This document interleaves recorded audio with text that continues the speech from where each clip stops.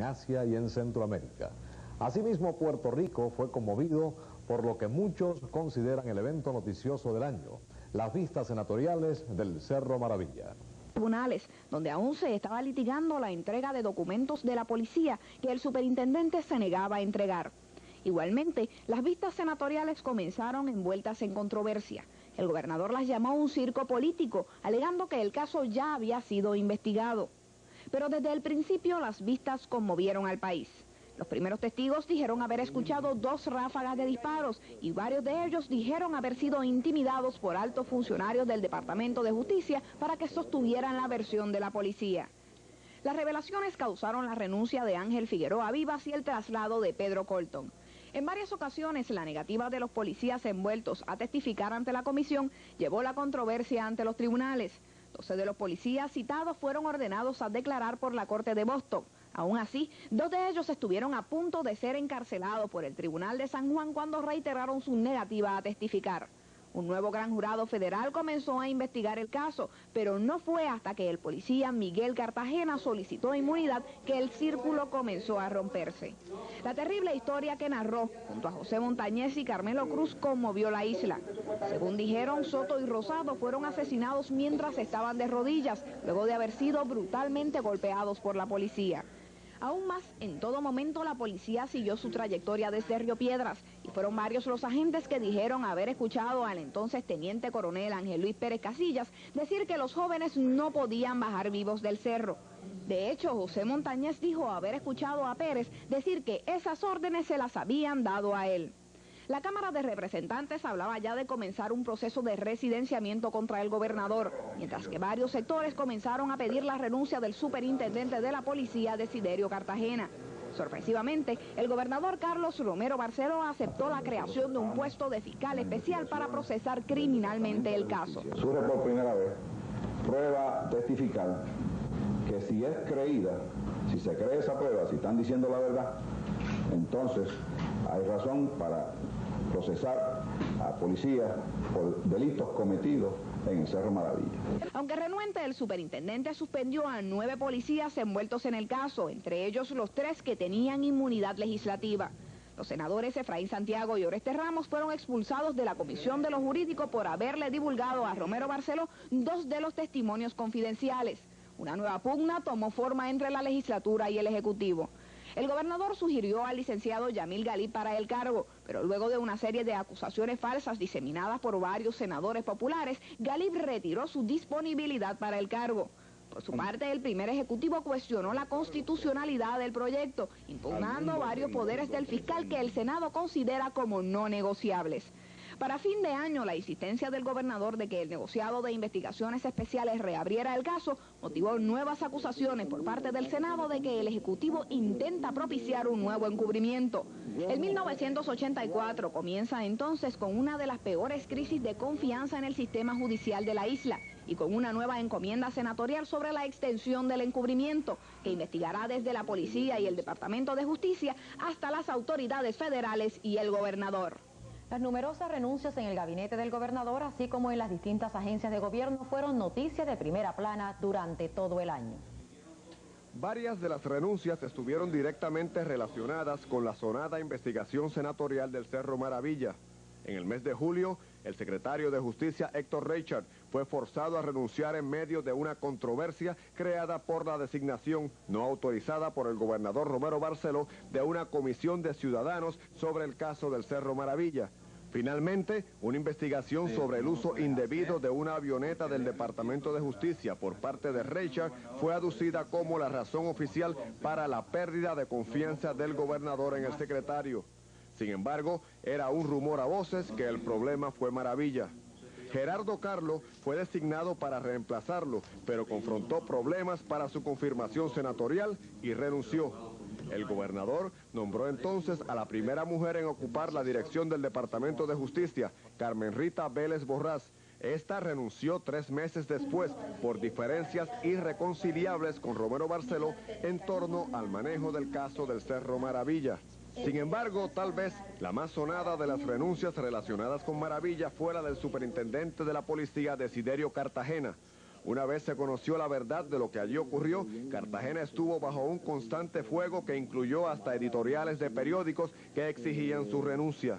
Luego de insistir en repetidas ocasiones que no renunciaría, el 23 de diciembre se anunció su renuncia, aduciendo presiones sobre su familia luego de conocerse los hechos de Maravilla.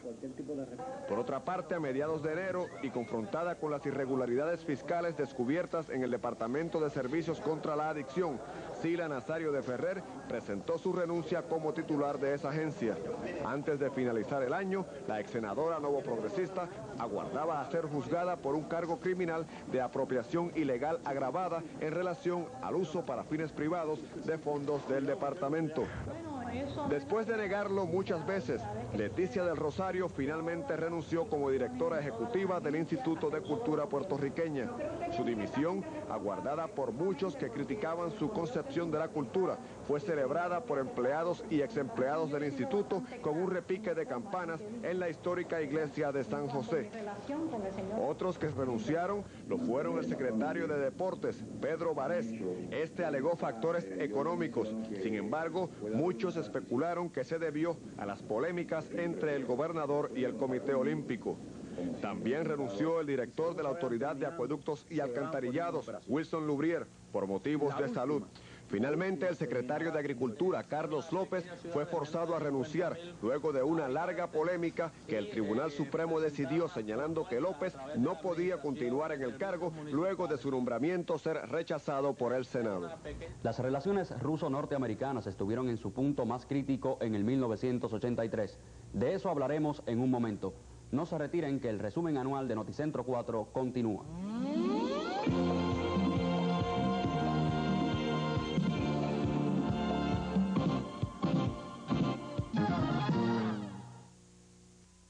De la misma compañía que fabricó las gomas de los transbordadores espaciales Columbia y Challenger, nos llega la nueva goma radial COM-TA de la B.F. Goodrich, la mejor goma radial del mundo, producto de muchos años de perfeccionamientos mediante el fogueo en competencias y su alta tecnología aplicada. Gomas COM-TA de la B.F. Goodrich, número 1 en diseño y tecnología, en agarre y durabilidad, en manejo y seguridad, distribuidas por González Tijera y sus dealers autorizados.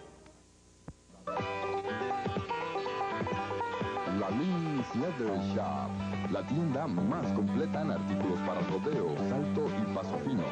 La Lynn cuenta con la variedad más grande en botas tejanas y somos los únicos en hacer sillas a mano.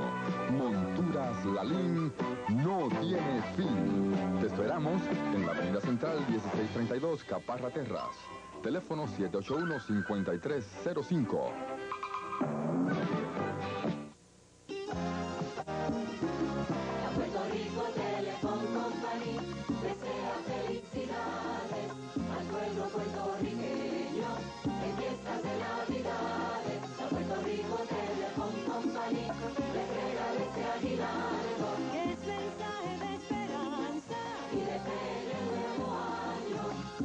Mensaje de los empleados de la Puerto Rico Telecom Company. Los que están lejos de casa, cumpliendo un propósito, buscando un camino. La lejanía los entristece y en estos días navideños sienten más soledad y más frío. Recuerda que en su nostalgia sufren aún más el dolor de la distancia. Anticipa tu llamada. Hazlos felices más pronto. Llévales hoy el calor de Puerto Rico. Felicidades, Día DDD. Cada día hay uno nuevo. ¿Cómo has podido notar? ATH es primero en servicio una vez más. Donde quiera que te encuentres o donde puedas estar, el cajero a toda hora te da servicio eficaz. Con el servicio inmediato, el tiempo te va a sobrar. ATH es rápido y fácil y claro, es de Popular. Recibe la masa. Ven, vive Siente la experiencia deportiva total. Mazda RX-7. Descansa en sus lujosos asientos deportivos. Mira un nuevo panel de instrumentos y transmisión de 5 velocidades. Ven al estilo excitante del único rotativo del mundo. Impúlsate con 135 caballos de fuerza. Mazda RX-7. Mientras más lo miras, más lo quieres.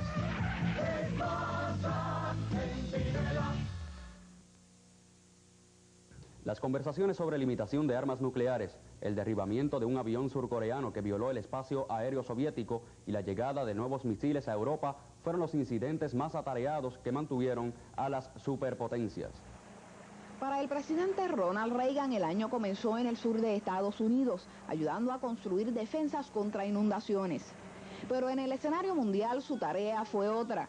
Reagan tomó como su misión contener lo que concebía como la disminución del poderío norteamericano en el mundo y la creciente influencia del socialismo. En febrero envió a Bush a Berlín, símbolo de la confrontación este-oeste. Reagan dijo estar dispuesto a negociar, pero alegaba que los misiles soviéticos se habían multiplicado. Según su visión, los Estados Unidos necesitaban multiplicar los suyos. A través del año, las superpotencias hablaron acerca de la disminución de las armas nucleares. En Ginebra, Estados Unidos dijo, retiren sus misiles SS-20 dirigidos hacia Europa o instalaremos nuevos misiles en Europa antes de fin de año. Los rusos no aceptaron y amenazaron responder con submarinos nucleares soviéticos frente a la costa occidental de Estados Unidos.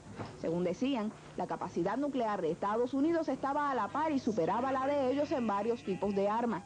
Los soviéticos hicieron varias contrapropuestas y la crisis de misiles europea fue un tema dominante del 1983. Los movimientos pacifistas europeos insistieron en que la precisión de las nuevas armas les daba posibilidades para atacar primero, acercando más aún la guerra nuclear.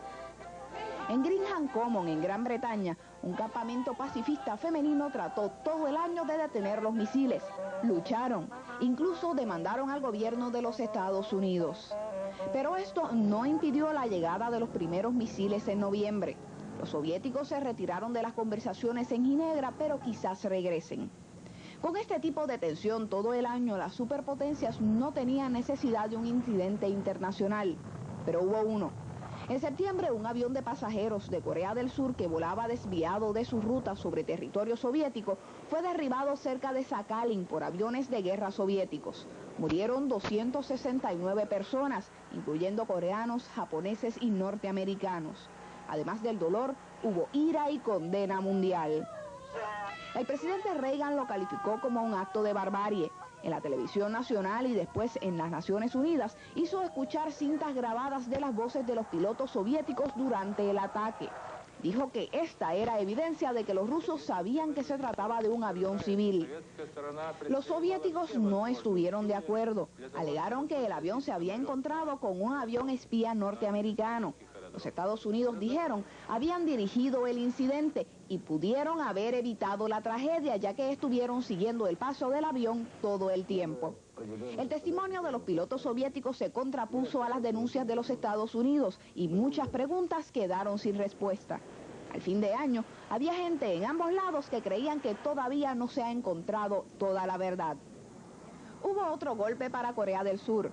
En octubre, el presidente Chun Doo-hwan hizo una visita oficial a Birmania. Una explosión no alcanzó al presidente porque su automóvil se había atrasado, pero mató a casi 2 docenas de funcionarios, incluyendo a 4 ministros de Corea del Sur. Seúl culpó a Corea del Norte y las relaciones entre las dos Coreas empeoraron aún más. La presencia de tropas norteamericanas en el Líbano como parte de una fuerza multinacional de paz mantuvo muy preocupadas a las autoridades de ese país por los constantes ataques que recibieron submarinos y la crítica mundial por su participación. Este fue un año de horribles bombardeos. En el Líbano, la embajada de los Estados Unidos había sido destruida en abril. Murieron 60, entre ellos 17 norteamericanos.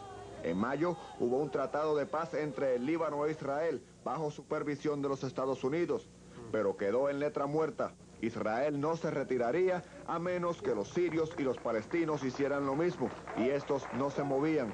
El presidente Gemayel del Líbano luchó para imponer su dominio sobre su cada vez más reducido país. Su ejército, según un informe secreto de los Estados Unidos, existía solo en el papel. Pronto hubo ocasión de poner esto a prueba.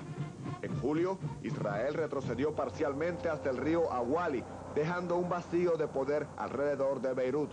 Todos predijeron que esto causaría un baño de sangre y no estaban equivocados. El desafío más importante se produjo en las montañas de Chouf, desde donde Beirut se domina con la vista y en donde el ejército de Gemayel luchó contra un enemigo tradicional, los drusos, una secta musulmana apoyada por Siria. Era una autoridad central luchando contra gentes que batallaban por el corazón de su tierra, y ganaron los drusos. Y observando estos antiguos feudos, la Fuerza Internacional de Mantención de la Paz, incluyendo los Marines de los Estados Unidos. Ellos no pudieron mantenerse al margen. Los drusos consideraban a los infantes de marina como un apoyo de Gemayel y dispararon contra ellos. La lucha llegó a su punto álgido en septiembre, cuando Washington envió el buque de guerra New Jersey para incorporarse a la flota de guerra que protegía a los infantes de marina. El presidente Reagan había estado diciendo al Congreso que los infantes de marina no estaban oficialmente en guerra. En octubre, ese argumento se transformó en algo trágicamente irrelevante. En ocasión suicida, un hombre que portaba una bomba en un camión penetró en la sede de los infantes de marina en Beirut. 239 murieron, incluyendo a un puertorriqueño. Fue un golpe devastador y provocó difíciles interrogantes acerca del por qué las tropas habían estado en condiciones tan vulnerables. Un ataque paralelo aplastó la sede francesa, el número de bajas, más de 50. Washington creyó que extremistas respaldados por Irán estaban tras las matanzas. No hubo una acción de represalia norteamericana abierta, pero el presidente Mitterrand ordenó posteriormente que sus jets entraran en acción contra posiciones mantenidas por los sirios. Pocos días después, le tocaba el turno a los israelíes en la región meridional del Líbano. Murieron más de 60 e Israel se vengó contra los palestinos.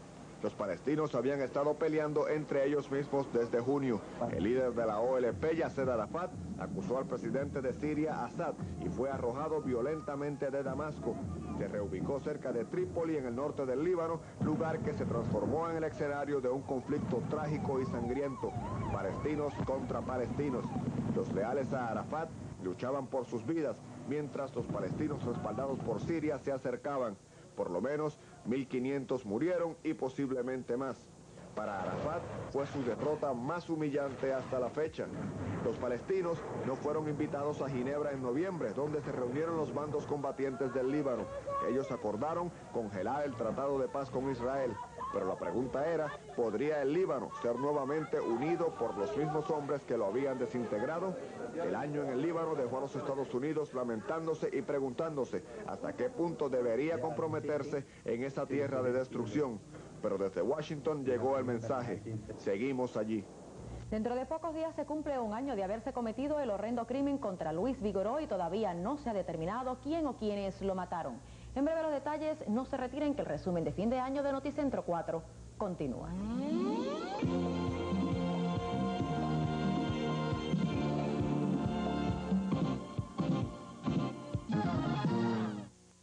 Entre amigos.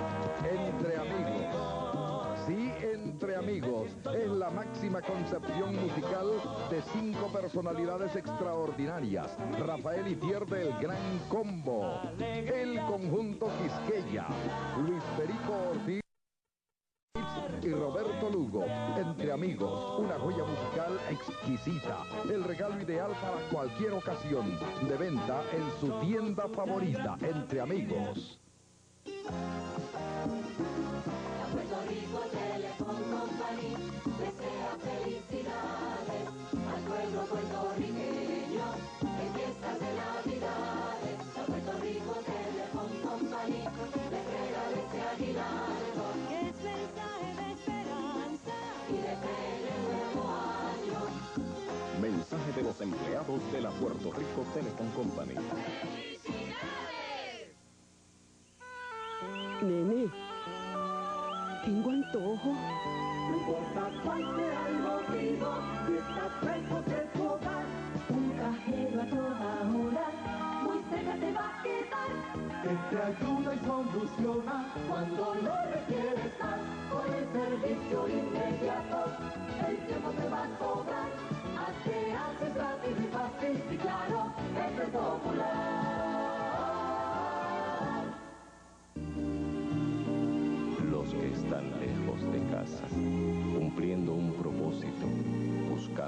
camino.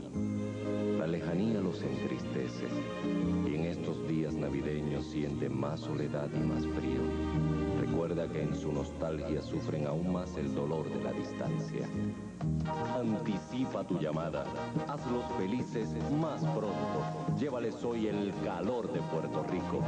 Felicidades vía DDD. Pick-up Mazda B2000. Vive la potencia y estilo de la pick-up que ofrece más por su precio en el mercado. Comodidad, estilo deportivo, gran economía de combustible y durabilidad. Pero le sorprenderá la extensa lista de equipos estándar de la B2000, porque más que una pick-up es una Mazda. Mucho más, mucho más, mucho más. Más opciones, más estilo y dura mucho más, mucho más. Mucho más. Charitín, guitarras y violines. Telerecords presenta el álbum romántico del momento.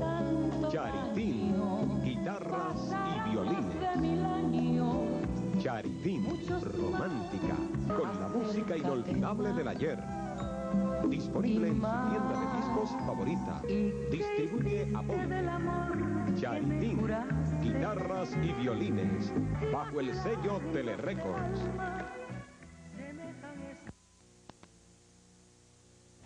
Uno de los acontecimientos que más conmovió al pueblo puertorriqueño en el año que acaba de terminar fue el asesinato del productor Luis Vigoró, ocurrido el 17 de enero en un paraje solitario de Cupey. Luis Vigoró, una de las figuras más populares de ser asesinado, había ocupado los titulares de varios sectores en la prensa por sus problemas matrimoniales con la actriz Lidia Echevarría. Fue víctima de uno de los crímenes más horrendos, cuando tras una reunión con sus abogados del matrimonio, su cadáver apareció quemado en el baúl de su propio automóvil en un paraje solitario de Cupey, poco después de las 9 de la noche del lunes 17 de enero. El velorio y el sepelio de Luis Vigoró fueron una verdadera expresión de duelo del pueblo puertorriqueño a una figura que supo conquistar el corazón de todos los sectores del país. La investigación sobre la muerte de Vigoró ha sido hasta el momento un fracaso. Decenas de personas han sido interrogadas, entre ellas la propia esposa de Vigoró, Lidia Echevarría, y otros íntimamente relacionados con él. Pero los investigadores están hasta ahora perdidos frente a varias posibilidades y ante la falta de uno o varios testigos que acusen a los asesinos. La corrupción policíaca llegó a extremos insospechados en el 1983. Por primera vez en muchos años, las fuerzas del gobierno estatal y federal lograron el arresto y convicción de pejes grandes dentro y fuera del cuerpo policíaco. Un gran número de asaltos y secuestros ocurridos en Puerto Rico en los últimos años pudieron haber sido cometidos bajo la dirección y o protección de integrantes de la propia policía. El arresto del teniente coronel Alejo Maldonado a mediados de este año bajo cargos de conspiración y otros relacionados con el secuestro del hijo del joyero Consuegra sirvió de base para otras acusaciones que culminaron con la convicción de Alejo Maldonado, quien extingue en este momento una condena de 40 años en cárceles federales. Junto a Maldonado, fueron acusados y sentenciados otros cómplices en este y otros casos. Pocos días después, se produjo el arresto del teniente Julio César Andrades bajo acusaciones relacionadas con el robo de furgones. Andrades se encuentra bajo fianza y en los próximos meses se ventilarán las acusaciones en el Tribunal Federal. A raíz del arresto de los dos altos oficiales de la policía, se ha detenido también a un número considerable de agentes y exagentes vinculados a distintos delitos, entre ellos los hermanos Arzola, uno de los cuales está detenido en la base de Roosevelt Road, quien según distintas fuentes ha brindado información que culminará con el arresto de más agentes y joyeros prominentes de San Juan. Por otro lado, el fiscal federal López Romo augura más arrestos este año y posibles convicciones que culminarán en una limpieza total para el cuerpo policiaco. Casi al finalizar el año, el Pablo conmovió a la opinión pública mundial cuando donde está cumpliendo sentencia el hombre que intentó asesinarlo.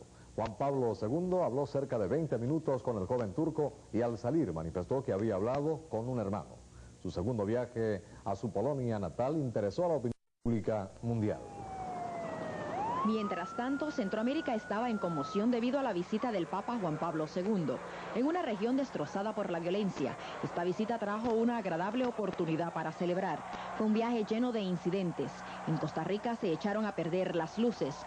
Pero un diferente desafío se presentó durante su viaje a Nicaragua, donde los católicos estaban cada vez más en conflicto con la revolución sandinista.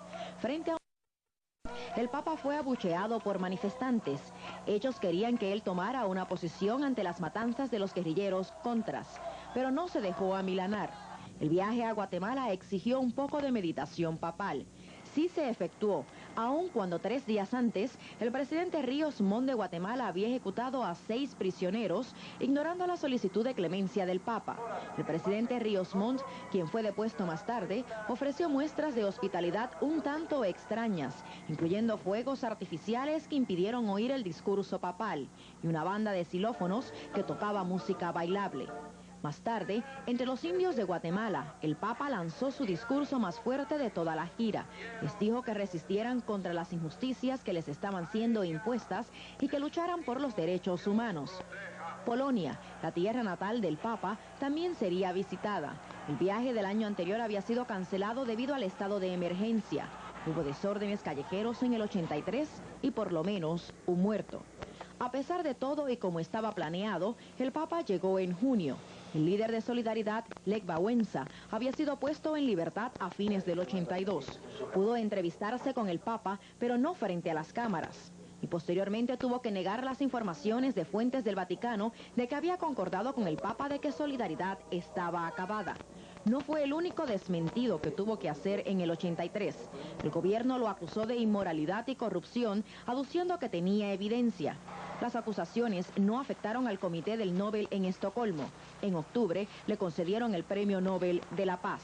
Para el ex electricista de Gdansk, este fue un honor que no había soñado. Para el gobierno polaco, una bofetada a pleno rostro y un revés en su intento de retratar a Wałęsa como un simple ciudadano sin otro papel que jugar.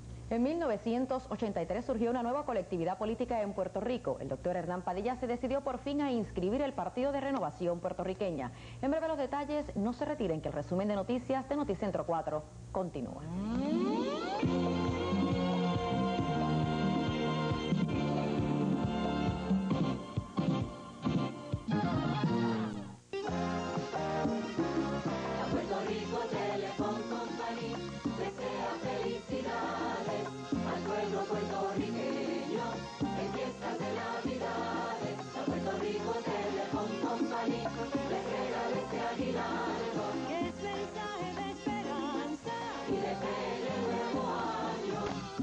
Mensaje de los empleados de la Puerto Rico Telecom Company.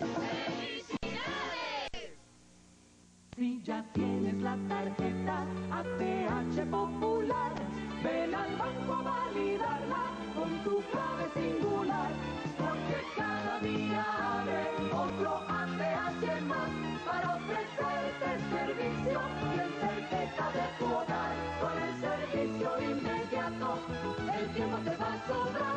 ATH es rápido y fácil y claro, es de Popular.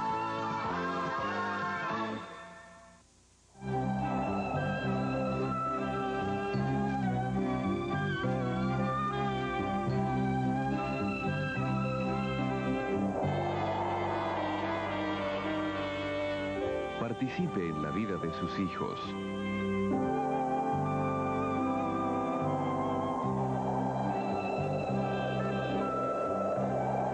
Y sea parte de su desarrollo.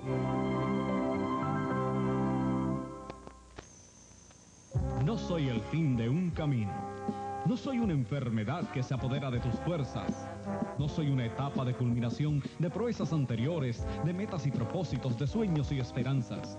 Simplemente soy un periodo de tu bella existencia y de tu interesante paso por la vida. No importa la edad que tengamos, siempre nos queda la alegría de vivir.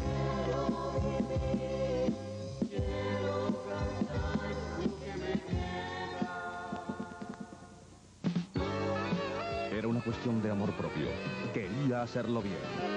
Tú puedes ser mejor, lo sabes bien. Todo está en ti, toma cerveza Carta Blanca. Un mejor sabor es tu valor. Todo está en ti. Toma cerveza Carta Blanca. Es buena en verdad, es tu verdad. Todo está en ti. Carta Blanca. Carta Blanca, tan buena como tú. Pídela.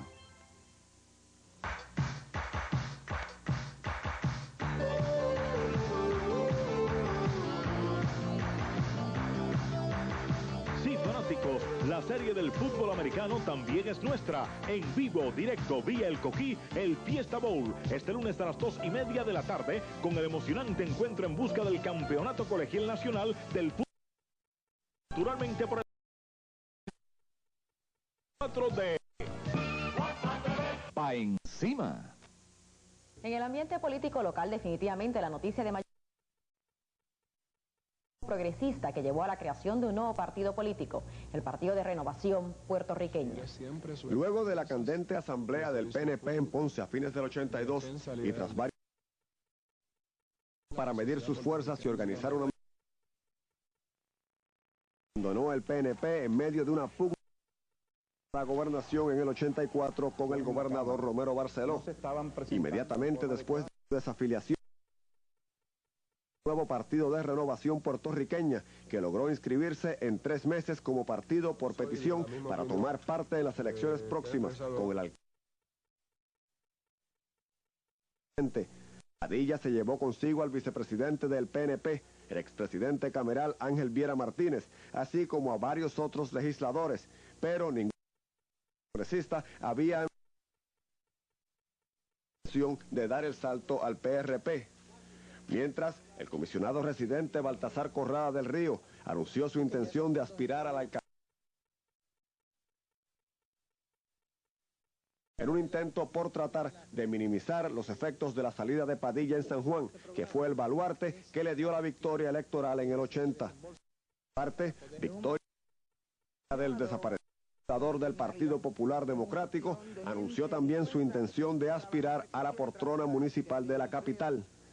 Mientras, el licenciado Juan Maribraz se retiraba de la secretario general del PSP, siendo por el hasta entonces presidente Carlos. A fines de año, el partido anunció su decisión en los comicios electorales del 84. Finalmente, el gobernador Romero convirtió en ley el proyecto que reformó considerablemente la ley electoral y de nuevo presidente del proceso eleccionario. La nueva ley concedió mayor participación a los partidos políticos en la jerarquía de la Comisión Estatal. El año exigía que se enmendara el estatuto de igual participación en las decisiones de la comisión. Un cambio dramático se en Argentina. El general Pinochet tuvo serios problemas y parece que lo seguirá teniendo este año. En Argentina hubo un importante... El gobierno militar se dictó autoamnistía durante la llamada guerra sucia contra los guerrilleros y después permitió que se efectuaran elecciones civiles. Los peronistas creyeron que era su oportunidad para retomar el poder, pero Alfonsín, de centro izquierda, quien prometió el retorno a la democracia y un papel menor para los militares. En Chile, el presidente que él calificó de una apertura democrática, la que fue recibida con reservas. La oposición al régimen fue gradualmente haciéndose más abierta durante el año. En septiembre